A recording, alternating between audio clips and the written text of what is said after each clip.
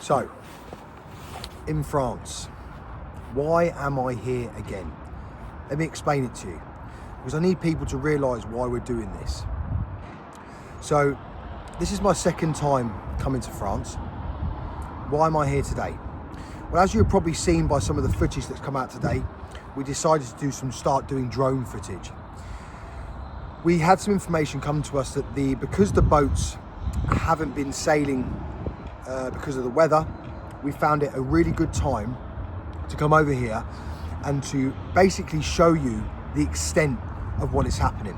And also we want to try and find the boats, the place that they hold the boats, and potentially how the movement of the NGOs.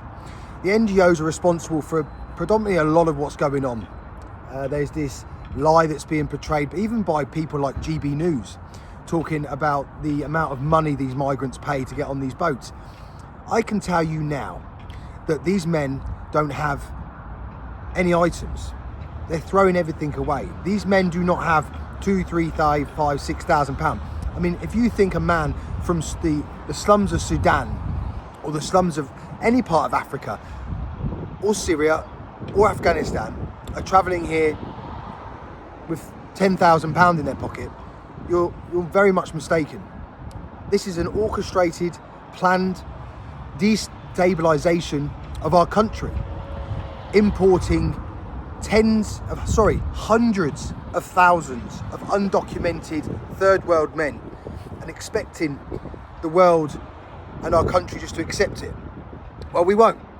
And the English must stand. The British must stand.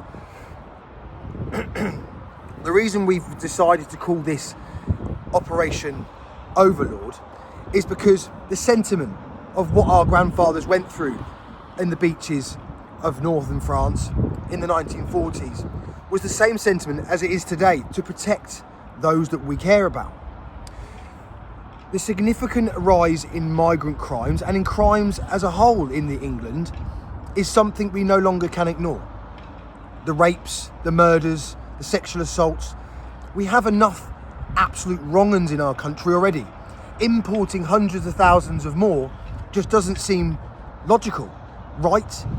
And something must be done. The government, the police, the Home Office are feeding you just a load of waffle. None of what they've said, none of what they're doing is doing anything to change what we're seeing here in France. So it comes down to it. That England, United Kingdom, is our country. We are the citizens of this country. We have to stop thinking that the government, the politicians are going to suddenly save us from the dangers that are present in our lives and in our communities. So, based on that,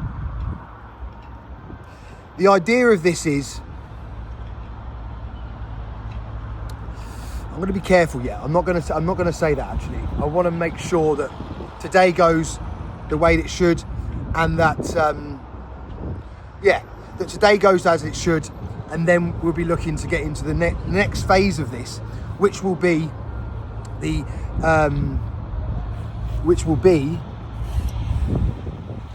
announcement stage. And when that announcement stage comes, what you need to realise is, as British and English men, is that no matter what you're doing, no matter where you are, no matter what event you're at or down the pub, when that call comes, you have a duty, not to me, not to anyone that aligns with me or anything. You have a duty to your own family, a duty to stand up for them, to make sure that they know that their father, their husband, and their family member were part of this. This is nothing to do with violence. If you're looking to be violent, this is not for you. This is a long-term plan to take England and Britain back. And what that means is, in logical terms, is a long-winded thing. You need to be prepared to be away from your house for 3 to 4 days. Pack a bag. They're the things that we're going to be asking you to do. So get prepared. We need to do something we've never done before. Okay? I love a protest. I love a demonstration. I've been doing it for many, many years. I've organised some of the biggest. But the time for that is not now. The time for that is for other things. Demonstrations and protests are very important. It's a fundamental right, and it's very, very important, and we must make sure that we continue to do that. But we're in a different day and age now. We're in a day and age where our women and children don't feel safe in the streets of our country. And something needs to give with that.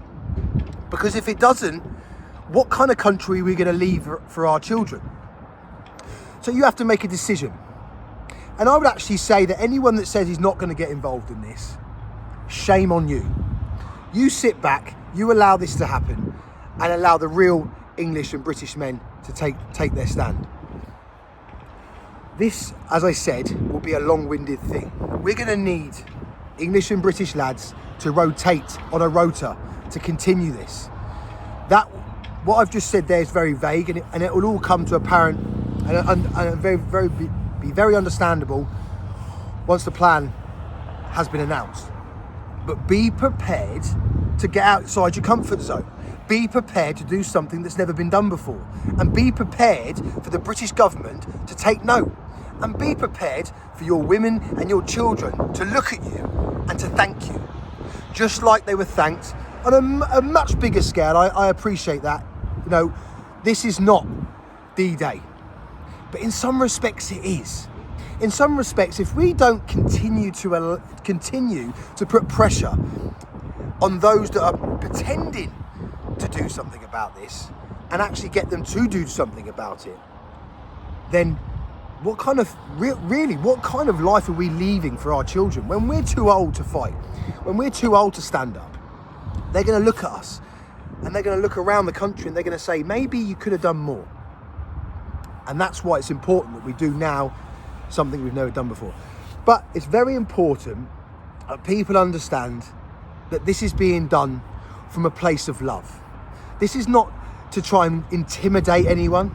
This is not to try and be, thuggish or somehow, be made out to be that we're targeting people.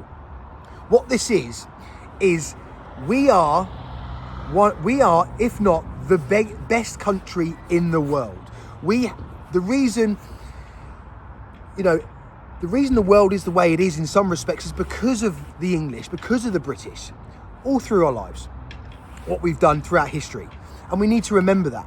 People have become too comfortable in front of their screens, too comfortable to say, well, it's not affecting me right now. Let me tell you now, that is something that will change. This will affect every community, as it is so far, and it is today. There are too many crimes being committed by migrant men. There are too many horrific, horrible, disgusting crimes being committed by migrant men. And it is down to us to show the government, to take a stand, to say, we will not accept it anymore. We have not got 3 to 4 years to wait for a political solution. We haven't got it. It's all nice and well to say, well, we need to align with a political party and we need to do it that way. Great, that's a long-term goal. But what are we going to do for the next 3 to 4 years? Just let our societies, let our communities just completely, go into the gutter? I will not allow that. I will not stand by and let that happen. And I know many of you, thousands of you, hundreds of thousands, potentially millions of you stand with me and the men of England and the men of Britain. Thank you very much. And all I ask is when that call comes, that you put down whatever you're doing and you get in your cars, you get on your buses, you get on your trains, and you come to where we say. That is for your family and especially for your kids.